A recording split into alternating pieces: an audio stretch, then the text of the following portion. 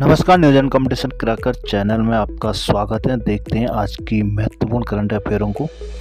आज दिनांक 13 फरवरी 2024 है। तो आज की महत्वपूर्ण करंट अफेयरों को देखते हैं। आज का पहला क्वेश्चन है, अलेक्जेंडर स्टफ ने दूसरी बार किस देश का राष्ट्रपति पद संभाला है? A Oman, B Finland, C Japan या डी मालदीव। आंसर है इसका फिनलैंड। अलेक्जेंडर स्टफ ने दूसरी बार राष्ट्रपति पद संभाला है। फिनलैंड के ये पूर्व प्रधानमंत्री थे और इस बार जो राष्ट्रपति चुनाव में इन्होंने जीत हासिल की है। उन्होंने वहाँ के पूर्व वित्त मंत्री पेक्का हाविस्टो को हराकर यह जीत हासिल की है।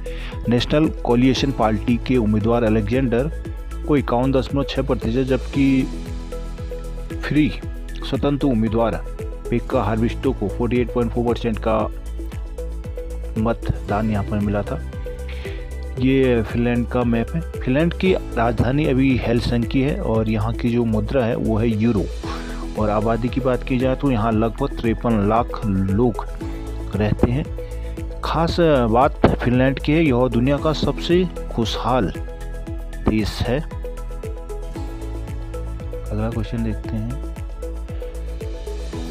संगीत नाटक अकादमी द्वारा कहाँ सांस्कृतिक केंद्र स्थापित किया जाएगा? ए लखनऊ, बी तमिलनाडु, सी हैदराबाद या डी मध्य प्रदेश। इसका आंसर है सी हैदराबाद।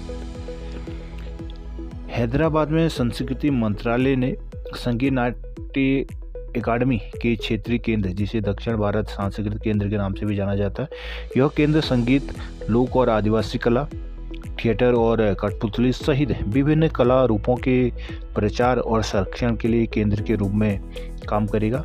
दक्षिण भारत के समृद्ध कलात्मक विरासत की उन्नति में यह केंद्र मार्गदर्शक का काम करेगा। अगला क्वेश्चन देखते हैं, भारत में नौसेना कहाँ अंडर वाटर हार्बर रक्षा और निगरानी प्रणाली का उद्घाटन किया गया है? ए अंडमान और निकोबार, बी नई दिल्ली, सी गोवा, डी महाराष्ट्र। आंसर है इसका ए अंडमान और निकोबार में। नौसेना प्रमुख एडमिरल आर हरि कुमार ने अंडमान और निकोबार में अंडर वाटर हार्बर रक्षा प्रणाली का उद्घाटन किया है। 6 से 9 फरवरी 2024 तक यह उनकी एक महत्वपूर्ण यात्रा की उन्होंने। उनमें समुद्री क्षेत्रों में अपनी रणनीतिक स्थिति और निगरानी क्षमताओं को बढ़ाने के लिए भारतीय नौसेना द्वारा किए गए कार्यों का उन्होंने परीक्षण किया। एडमिरल हरि कुमार की यात्रा का जो मुख्य आकर्षण रहा वो रहा INS उत्कृष्ट का उद्घाटन, जो एक अत्याधुनिक प्रिजन अप्रोच रडार PAR का उद्घाटन करना भी उनकी महत्वपूर्ण यात्रा का एक भाग था। यह उन्नत रडार प्रणाली नौसैनिक विमान के लिए एक गेम चेंजर का काम करेगा। अगला क्वेश्चन देखते हैं, EPFO द्वारा वित्त वर्ष 2023-24 के लिए ब्याज दर को कितना कर दिया गया है? आंसर इसका ए 9.25%, बी 10%, सी 8.25% या डी 9.75%। आंसर है इसका सी 8.25%।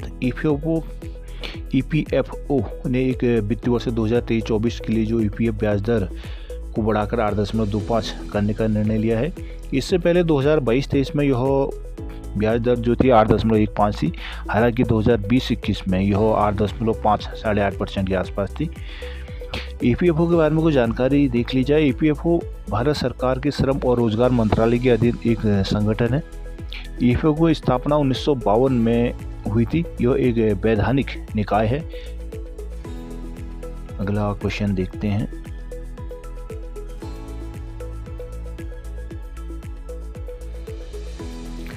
भारत तत्काल भुगतान प्रणाली unified payment interface RuPay card को किन देशों में लॉन्च करेगा? आंसर है इसका ए नेपाल, बी श्रीलंका, सी मॉरिशस या डी बी और सी दोनों। आंसर है इसका बी और सी दोनों, मतलब नेपाल और श्रीलंका दोनों देशों को में रुपए कार्ड का लॉन्च किया गया था। 12 फरवरी को भारत की प्रमुख तत्काल भुगतान प्रणाली यूनिफाइड पेमेंट इंटरफेस रुपए कार्ड मॉरिशस और श्रीलंका में लॉन्च किए गए हैं। अब इन देशों की यात्रा करने वाले भारतीय नागरिक और भारत की यात्रा करने वाले इन देशों के नागरिकों को निर्बाध रूप से जो डिजिटल लेन देन की सुविधा मिलेगी वो अपने रुपए कार्ड के माध्यम से यहाँ पर लेन देन कर पाएंगे। इसके अलावा मॉरिशस में रुपए कार्ड सेवाएं भी शुरू की जाएगी। जो रुपए कार्ड एटीएम कार्ड मिलता है उसकी शुरुआत मॉरिशस के बैंकों द्वारा की जाएगी। यूपीआई की शुरुआत देखा जाए तो इसकी शुरुआत 2016 में हुआ था। वर्तमान में भारतीय यूपीआई को श्रीलंका और मॉरिशस से पहले सिंगापुर, यूएई, नेपाल, भूटान और फ्रांस में भी यह सेवा पहले से एक्टिव है। अगला क्वेश्चन देखते हैं। हाल ही में पेटीएम ई कॉमर्स को किस नाम से रीब्रांड किया गया है? ए पी पे, बी बिटसिला, सी पाई या डी इनमें से कोई नहीं? आंसर है इसका सी पाई।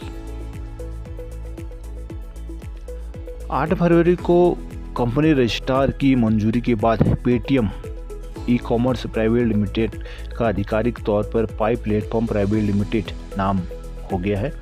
इस रिब्रांडिंग के साथ साथ इन्होंने ऊपर network for digital commerce INDC के भीतर एक काम करने वाली एक प्रमुख विक्रेता प्लेटफॉर्म बिटसिला का भी अधिग्रहण पेटीएम या पाई लिमिटेड द्वारा किया गया है।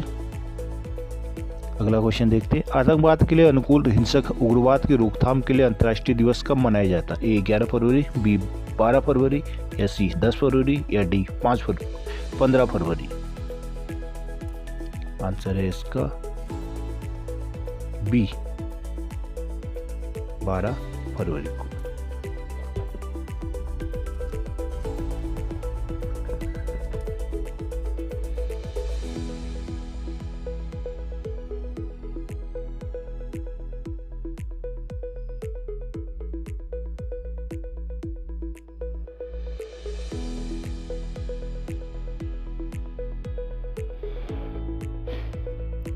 हर साल 12 फरवरी को दुनिया आतंकवाद के लिए अनुकूल हिंसक उग्रवाद की रोकथाम के लिए अंतर्राष्ट्रीय दिवस PVI दिवस मनाती है। यह दिन इसलिए महत्वपूर्ण है कि हिंसक उग्रवाद के खतरों के बारे में जागरूकता बढ़ाने और इस जटिल मुद्दे से निपटने में अंतर्राष्ट्रीय सहयोग को बढ़ावा देने के लिए एक मंच के रूप में कार्य करता है।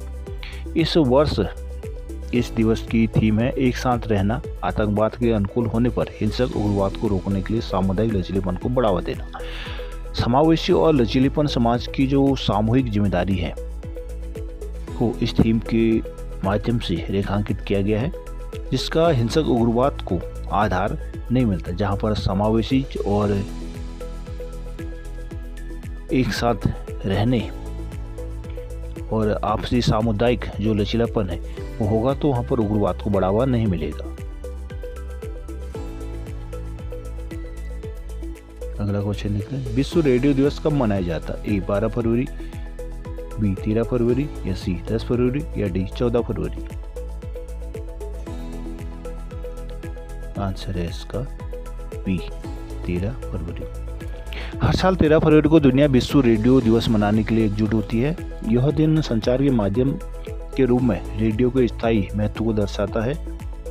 संयुक्त राष्ट्र की जो शैक्षिक, वैज्ञानिक और सांस्कृतिक संगठन यूनेस्को रेडियो के विशाल गुणों और इसकी आज की डिजिटल रूप से विभाजित दुनिया में इसकी चल रही प्रासंगिकता को प्रतिबिंबित करने के लिए इस दिन का सम्मान कर आयोजित करती है।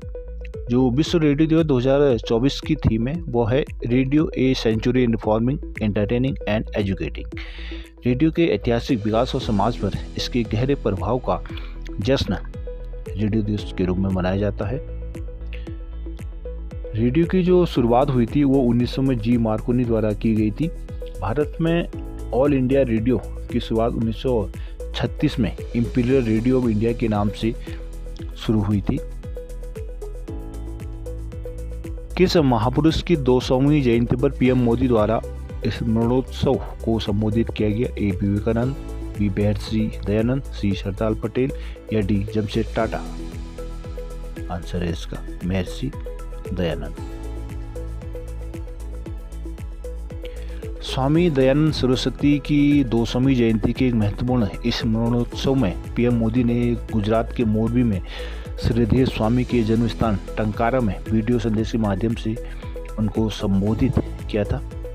महर्षि दयानंद सरस्वती, जिनका मूल नाम जो था वो था शंकर तिवारी के रूप में 12 फरवरी 1824 को टंकारा गुजरात में उनका जन्म हुआ था। भारतीय समाज के वो एक दिग्गज थे जिनका प्रभाव आज भी भारतीय समाज में दयानंद सरस्वती का दिखता है। धार्मिक सुधार, शिक्षा और सामाजिक न्याय पर उनके गहरे प्रभाव ने जो आधुनिक और प्रबुद्ध भारत की नींव रखी थी। आर्य समाज की स्थापना से लेकर वैदिक सिद्धांतों की निरंतर वकालत तक महर्षि दयानंद की एक पीढ़ियों को एक विरासत के रूप में मिली है। विश्व यूनानी दिवस कब मनाया जाता है? ए 10 फरवरी, बी 11 फरवरी, सी 12 फरवरी या डी 13 फरवरी?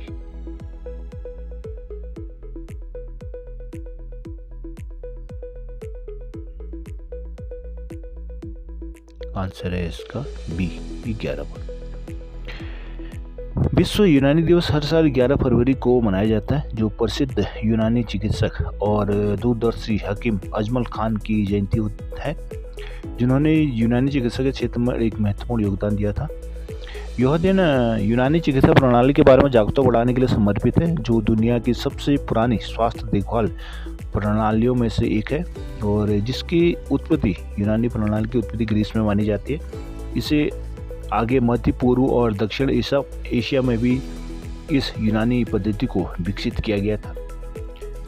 विश्व यूनानी दिवस का उत्सव समकालीन स्वास्थ्य देखभाल में एक पारंपरिक चिकित्सा के महत्व और विश्व स्तर पर स्वास्थ्य कल्याण और टिकाऊ स्वास्थ्य देखभाल समाधानों को बढ़ावा देने की इसकी क्षमता को उजागर करती है।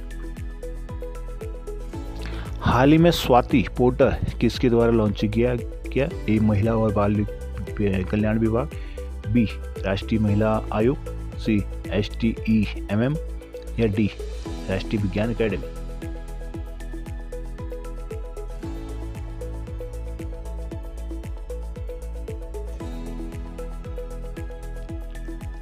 आंसर है इसका STEMM, विज्ञान, प्रौद्योगिकी, इंजीनियरिंग, गणित और चिकित्सा, science, technology, engineering, maths and medical. भारतीय राष्ट्रीय विज्ञान अकादमी जो INSA नई दिल्ली में है, ये महिलाओं के लिए एक विज्ञान, एक प्रौद्योगिकी और नवाचार Swati science for women and technology and innovation नामक पोर्टल का शुभारंभ किया था। भारत सरकार के प्रधान वैज्ञानिक सलाहकार प्रोफेसर अजय कुमार सूद ने लैंगिक असमानता को चुनौती से निपटने के लिए नीतियों को आकार देने में स्वाति पोर्टल के डेटाबेस के महत्व पर जोर दिया है। विज्ञान, प्रौद्योगिकी, इंजीनियरिंग, गणित और मेडिकल STEMM क्षेत्रों में भारतीय महिलाओं और लड़कियों के बारे में जानकारी को एकत्रित कर इस पोर्टल का उद्देश्य लिंग अंतर को पाटना और विज्ञान प्रौद्योगिकी में समावेशिता को बढ़ावा देना है। पोर्टल की विशेषताओं में एक इंटरैक्टिव डेटाबेस शामिल है, जिसमें विभिन्न श्रेणियों जैसे आइकन, संकाय सदस्य, अनुसंधान, अध्येता, छात्र, उद्यमी और वैकल्पिक कैरियर में पेशेवर शामिल होते हैं। अगला क्वेश्चन है, अंडर 19 क्रिकेट विश्व कप 2024 में कौन विजेता रहा? ए भारत, बी ऑस्ट्रेलिया, सी श्रीलंका या डी इंग्लैंड? आंसर है इसका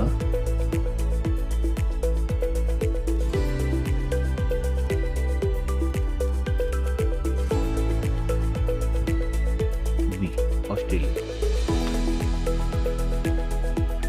ऑस्ट्रेलिया की अंडर 19 टीम ने अंडर 19 विश्व कप 2024 के फाइनल में 79 रन से यह भारत को हराकर मैच जीता है। यह उसका चौथा विश्व कप है। इससे पहले ऑस्ट्रेलिया 2002, 2010 और 2020 में अपनी 30 जीत दर्ज कर चुकी है। पूरे टूर्नामेंट ने लगातार काफ़ी अच्छा प्रदर्शन किया और काफ़ी गहराई और प्रतिभा को प्रदर्शित भी किया, जिससे वो एक योग्य चैंपियन बन पाए। अंडर 19 विश्व कप में क्वेना मफाका को विश्व cup player of the tournament चुना गया। इसके अलावा प्लेयर ऑफ द मैच का पुरस्कार महली बेल्टमैन को दिया गया है। हाल ही में प्रतिष्ठित ए रामचंद्रन का निधन हो गया। वो किस क्षेत्र से संबंधित है? आंसर है इसका ए सिने गायक, बी सिने निर्देशक, या सी कलाकार, या डी खिलाड़ी। आंसर है इसका सी कलाकार। 10 फरवरी 2024 को कला जगत ने अपनी सबसे विशिष्ट आवाज़ों में से एक को खो दिया है, जब रामचंद्रन का 88 वर्ष की आयु में दिल्ली में निधन हो गया था। रामचंद्र के शुरुआती कार्य में उनके समय की सामाजिक राजनीतिक उथल पुथल के बारे में एक विशिष्ट जागरूकता दिखाई देती है, जो विभाजन के बाद कोलकाता में उनके आगमन पर देखे गए दर्द और दुख को दर्शाता है। उनके चित्रों, भित्ति चित्रों और चित्रों के माध्यम से रामचंद्रन ने एक ऐसी दुनिया की झलक पेश की है जहाँ मिथक और वास्तविकता आपस में जुड़े हुए हैं, वो जहाँ प्रकृति और मानवता सद्भाव में एक साथ सह अस्तित्व में रह रही हो।